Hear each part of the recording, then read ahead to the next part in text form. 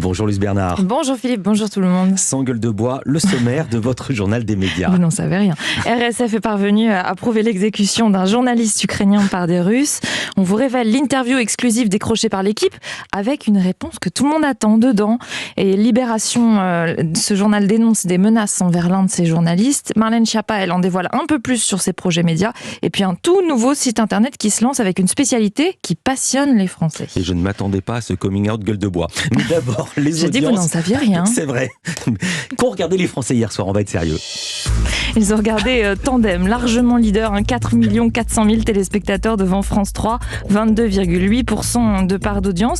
Et chose rare, entre le premier et le deuxième épisode, il n'y a pas eu de baisse de téléspectateurs. D'habitude, il y a toujours un effet où les gens vont se coucher à la fin du premier épisode. Là, c'est vraiment stable, c'est très rare. Vous savez ce que va dire Ludozer ? Encore une série policière sur France Télévisions. C'est vrai. Et ça cartonne, peut-être que c'est pour ça aussi. Deuxième, ça permet même de battre la finale de Koh-Lanta qui est à son plus bas niveau. 2 960 000 téléspectateurs seulement sur la soirée, 17,5% de part d'audience devant TF1 hier soir. Et sur France 2, c'était la fête de la musique, 2 100 000 téléspectateurs, c'est en baisse par rapport à l'an dernier, 14,8% de part d'audience. Europe 1 Culture Média.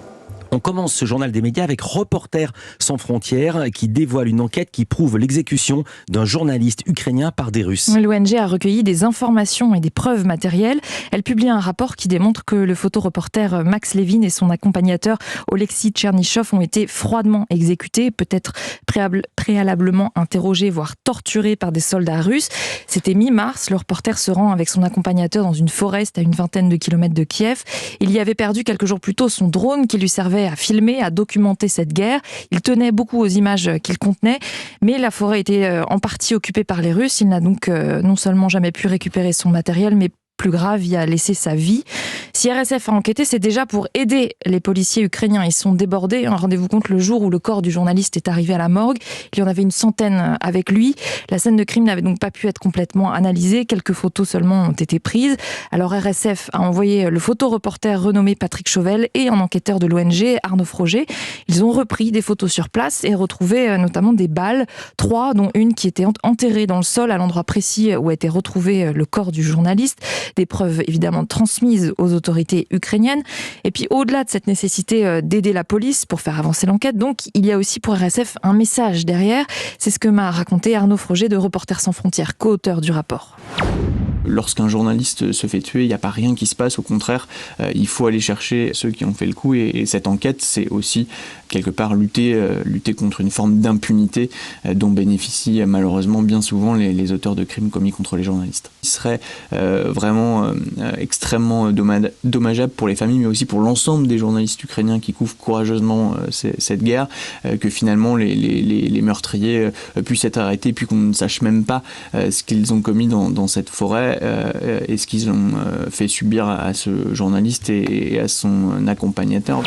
Reste donc cette question centrale, celle de l'identité précise des soldats russes, et ça, c'est l'étape suivante de l'enquête. Aujourd'hui, on a réduit, je dirais, les recherches à plusieurs unités, mais là, on parle de plusieurs, au moins une dizaine de milliers d'hommes, donc il va falloir réduire cette recherche, trouver l'identité plus précise des assaillants. On a trouvé sur place et sur la scène à proximité immédiate de là où a été tué le journaliste des éléments qui ont appartenu aux unités russes et qui présentent sans doute des traces ADN. On a d'autres pistes que l'on va explorer mais dont on ne fait pas état évidemment publiquement pour trouver qui a exécuté ce journaliste parce que c'est évidemment l'enjeu central maintenant pour nous. Arnaud Froger qui est co-auteur donc du rapport de Reporters sans frontières.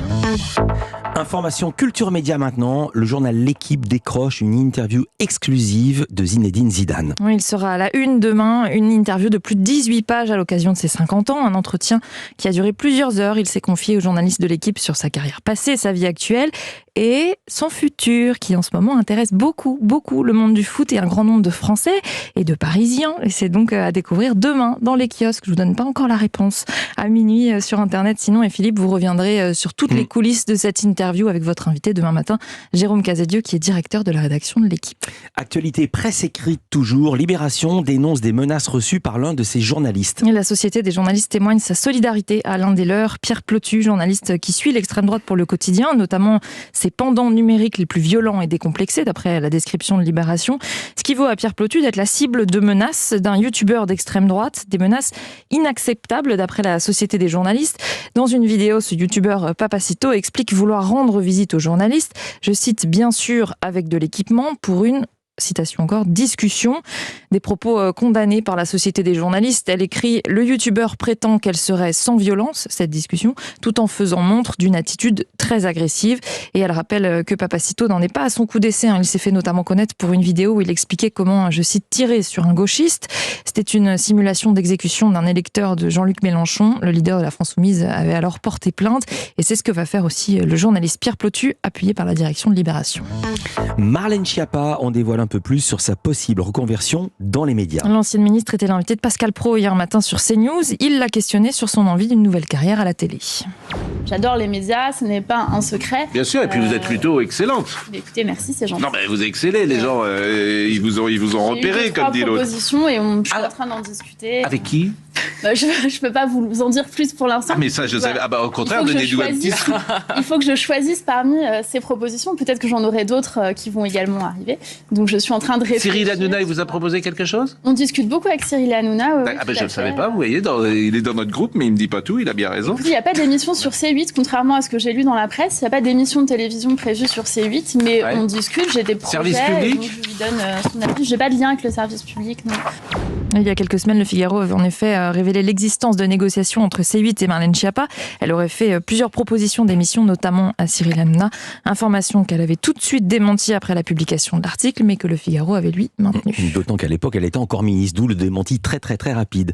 Et on termine avec le nouveau site internet lancé par le groupe Altis, propriétaire de BFM TV et RMC, entre autres, un site internet spécialisé sur les faits divers. La passion des Français. RMC Crime, décrit comme premier sur l'actu du fait divers.